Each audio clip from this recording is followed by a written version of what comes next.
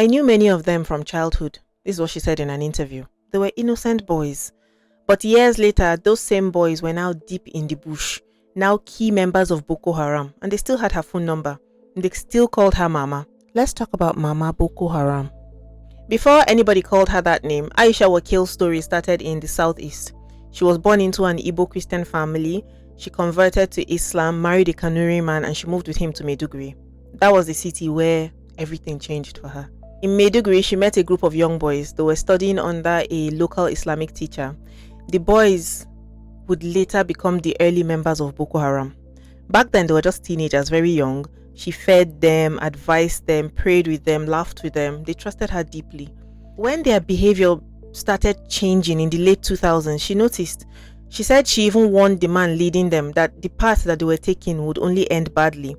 The crisis still erupted.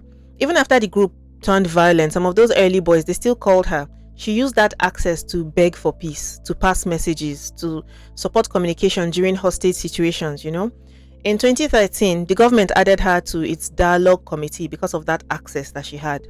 During the Chibok and Dapchi kidnappings, she spoke publicly, pleading with Boko Haram for releases. And in 2018, when 104 Dapchi girls were freed, her name came up again as one of the voices pushing from the background. But in 2016, something happened that changed how people saw her. The Nigerian army, they declared her wanted, saying that she had information about Boko Haram that they wanted. She responded immediately. She said the army knew exactly where she lived. Why would they declare her wanted? And she walked to go and see them herself. No charges came from it, but that moment it stayed with Nigerians because for some it made her look suspicious. For others, it showed how complicated her relationship with the group really was. For a long time, she was seen as the woman who could speak to the fighters that nobody else could reach. Then the other side of her life came out.